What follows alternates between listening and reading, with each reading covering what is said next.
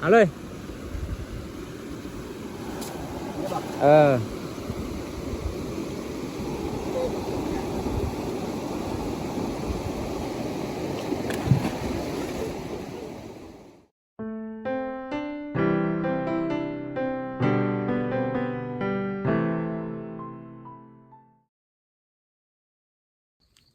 เอาสบายดีพ่อแม่พี่น้องเนาะ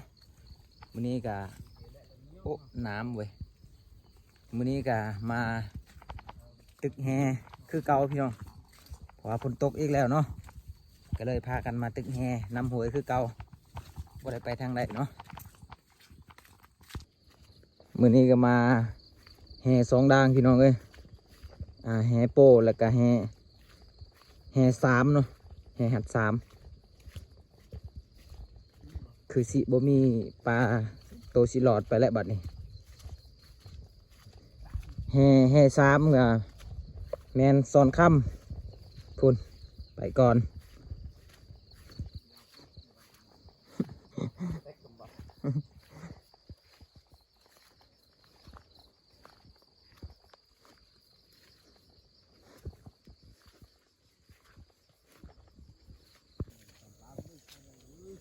โอ้ตึกบ่ได้แล้วนำลายแล้วนี่พี่นำหวยขึ้นรถพี่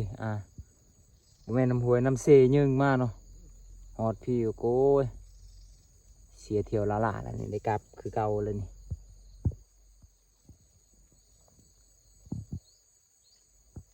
ห้องห้วยแม่นพูนอยู่ลุมพุ่นอันนี้นำยึงมาฮอดพี่น่าจะแม่นนำเซและยึงมาฮอดพี่พี่น้องเอ้ยกลับอันนี้เสียเที่ยวละล่ะ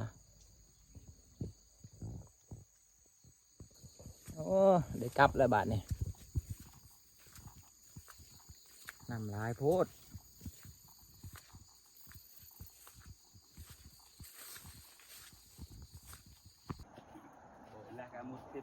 ว่าสิมาตึงแห่ได้นำลาย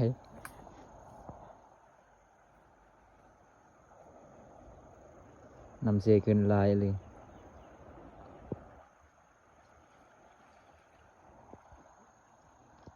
กลับคืนมานี่โอเคเนาะพี่น้องเนาะหลังจากที่ว่าเลาะลงลุ่มนำเซยึงขึ้นมาตึกบ่ได้เนาะก็เลยย่างขึ้นมาตึกอยู่เทิงพีกเนาะ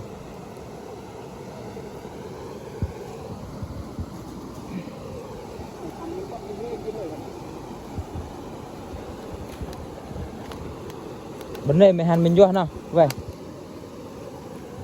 เฮ้ยจ้ะnày mà căng này mình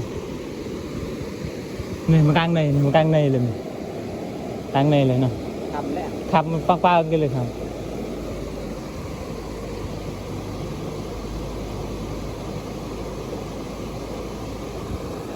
ตอนนี้ทำอะไรบ้างเนี่ยทำเนี่ยมันบนเนี่ยเนาะบนซอยๆเบียร์ๆนั่นเด้เนี่ยmình kia tết chụpปุ๊บจะมากี่mìnhบันเร่งนี่เลยเอาเลย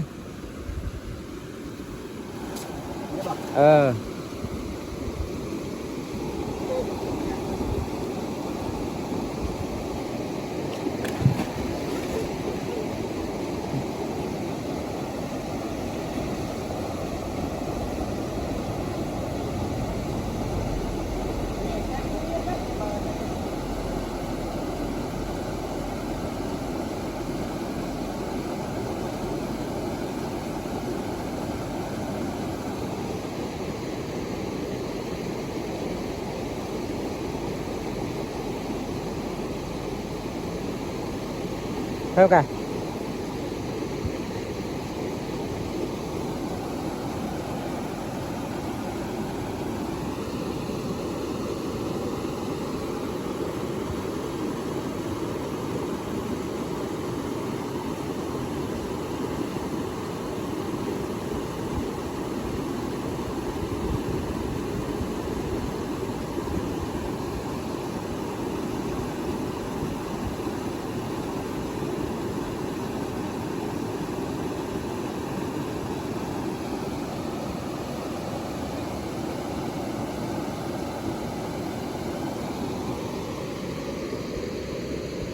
บ่ได้ซ้ำเด้อ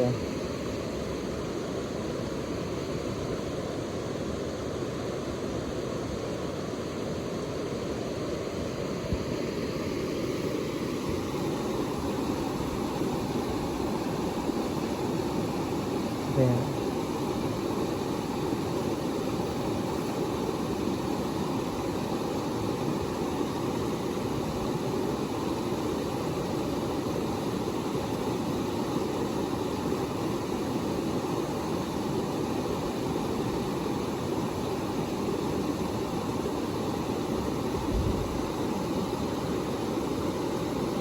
น้ำมันขุ่นเนาะก็เลยบ่ได้ซ้ำปลาก็บ่เห็นเลย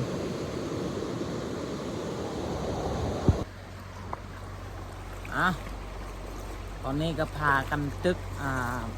หลายรอบหลายบาทแล้วพี่น้องเอ้ยแต่ว่า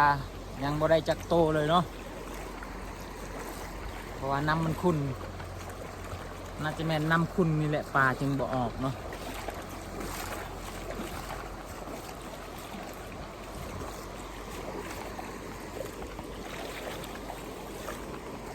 โตหนึงก็บ่ได้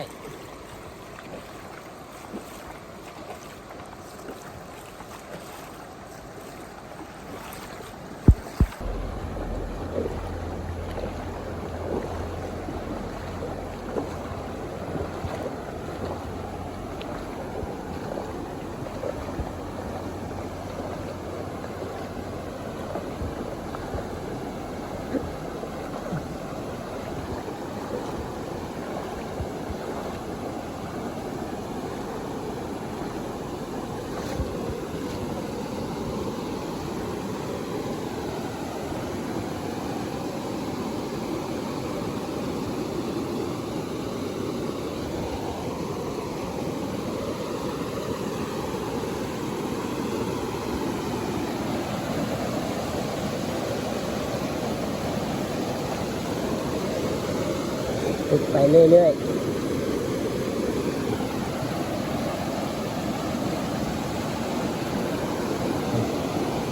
ปลาตัวหนึ่งคนตึกแง่คนอยู่ในหินน่ะตัวเดียวนั่นแหละ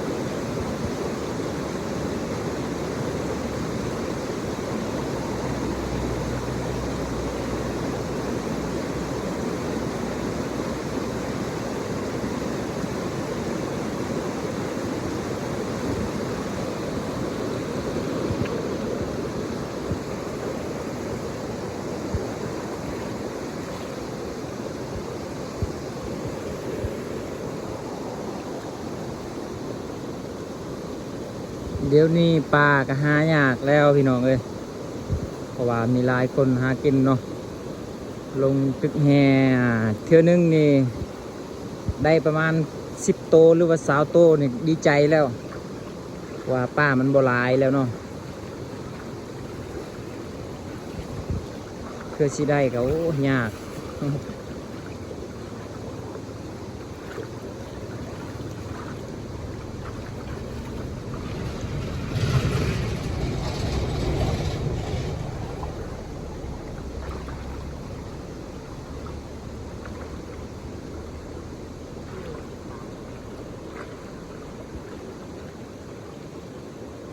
ไหน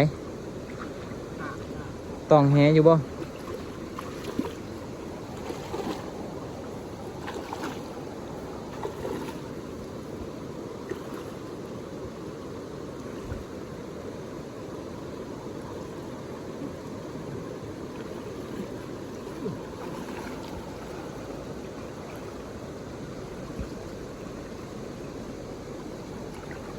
แต่บองปางหรือตามบองมาเจอแถวไหนล่ะบองปลองปาง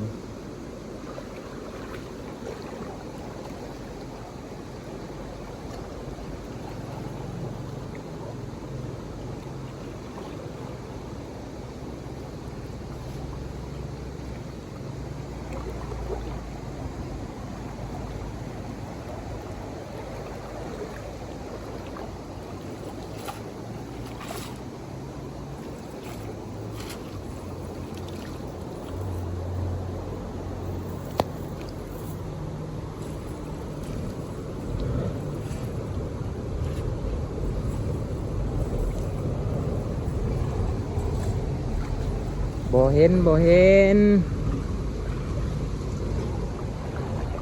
มันบ่มีปลาใหญ่นะน้ำห้วยนี่นะมีแต่ปลาน้อยๆเนาะปลาน้อยก็จะหายากแล้ว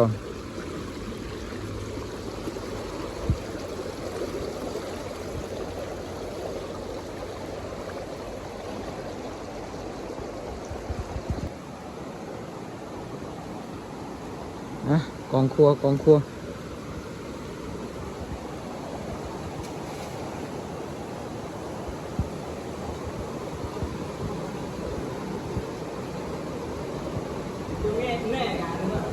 เออ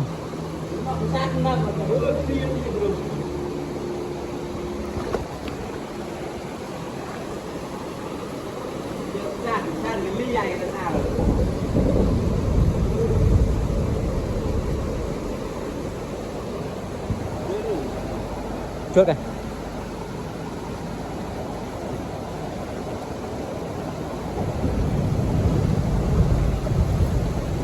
บ่ได้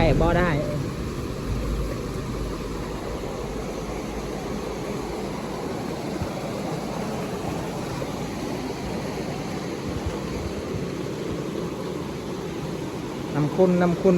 ปลาบ่ออกอะไรมื้อนี้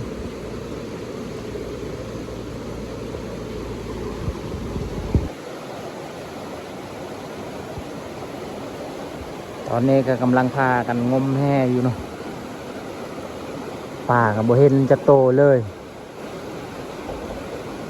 ว่าป่ามันหายากอะไรช่วงน้ำคุณนี่คันน้ำใสคือว่ายังเจอแน่ป่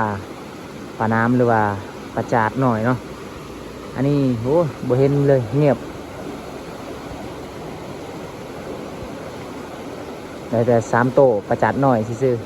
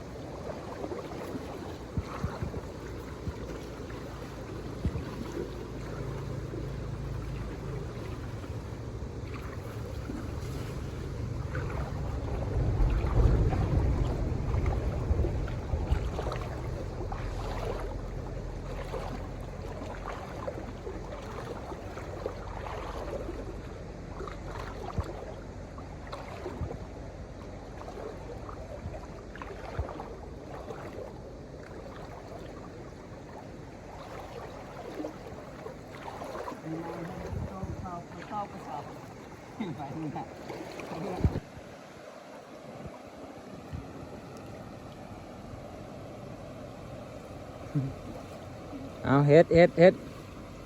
ให้มันได้2-3 โตแน่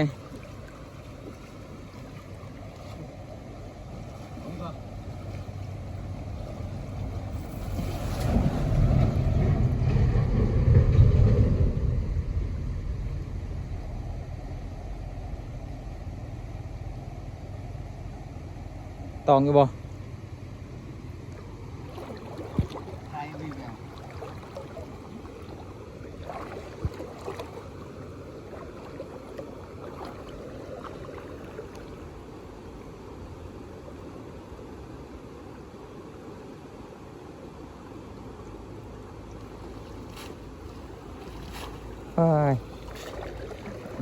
บ่มีปลา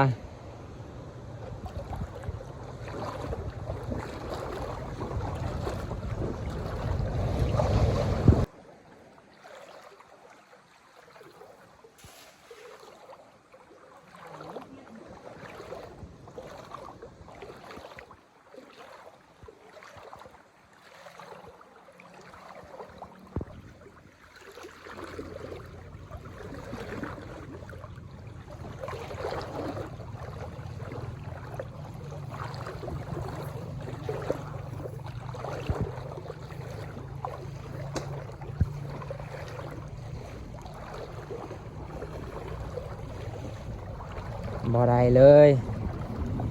ช่วงนี้น้ำขุ่นนั่นแหละจึงบ่ได้ปลาตอนนี้ได้อยู่3โตเนาะอยู่ในคลองของเขาเนาะ3โตประจัดน้อยนี่แหใหญ่นี่ยังบ่ได้จักโตเลยนี่แห3 สามตึกเซ่กันเลย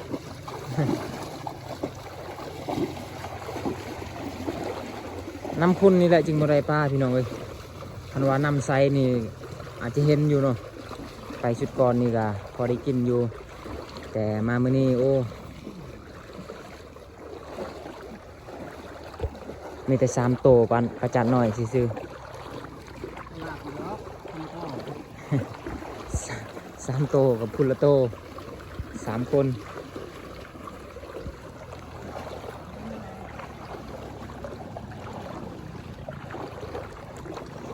โอ้โห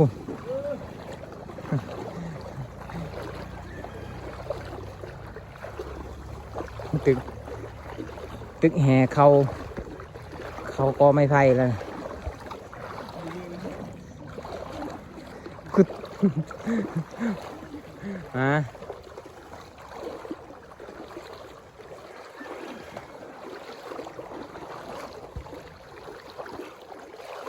เจออยู่บ่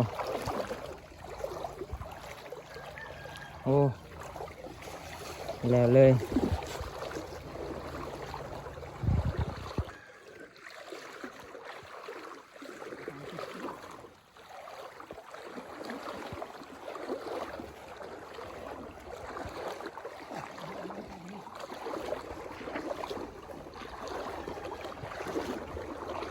บ่ได้เลยบ่ได้จักโต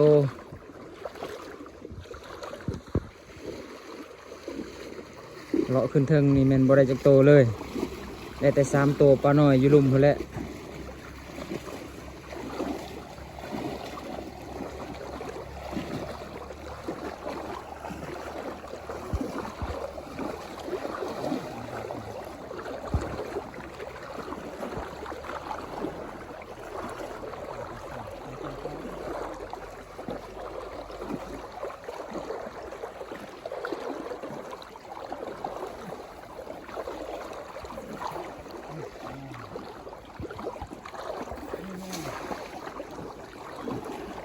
เฮ็ด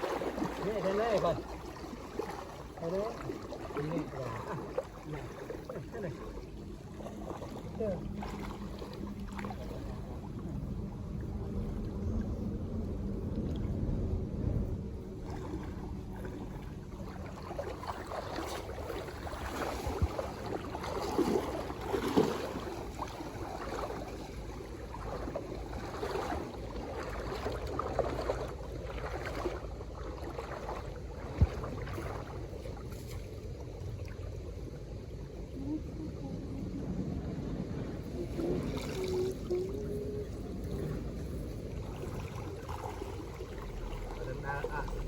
ดาวข้างกองนั่นเลยนั่นแกเบียดเจอรือมันเนี่ยผมพาตามหน่อยดินี่ ตอนนี้ก็พากันตึกไปเรื่อยๆเนาะจนกว่าจะหอดบนจุดหมายที่เขาจะขึ้นนะเนาะโอ้ทางพุ่นก็เกาะไม้ตึกอยู่เดือดแล้วสำนีแต่ว่าบ่มีปลาซื่อๆแน่เหรอกระงเหรอวันแน่เหรอ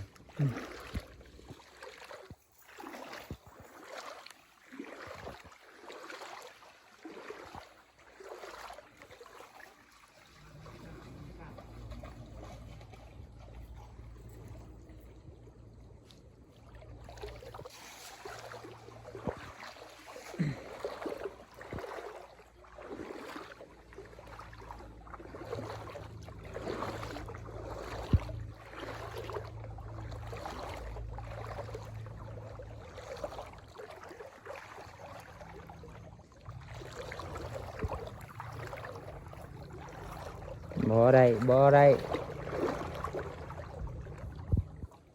ทางตันแล้วไปจักนี่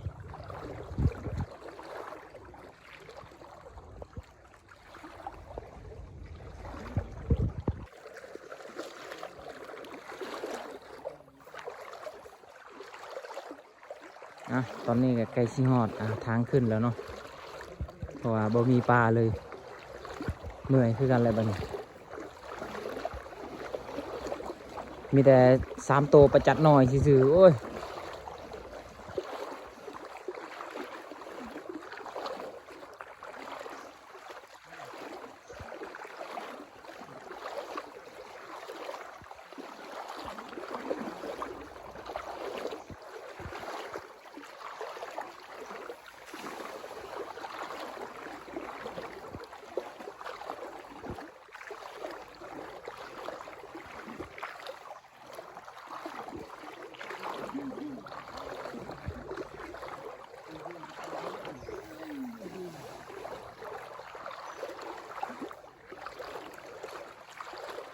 ปลายังน่ะจัดบ่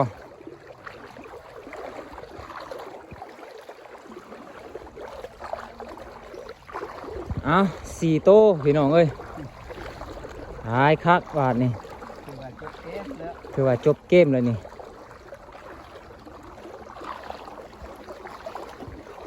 เบิ่งปลานี่ซ้ำนี่แหละนี่บ่ใหญ่เนาะโอ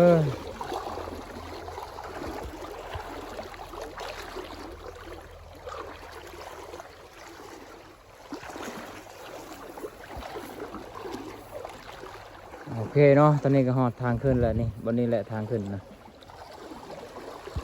กลับเลยบนนี้ป้าก็ได้แต่4 โตวชื่อๆพี่น้องเอ้ยโอเคเนาะตอนนี้ก็บอกคอนก็สิจบคลิปสำนี้เลยว่าป้าก็บ่ได้ซ้ำ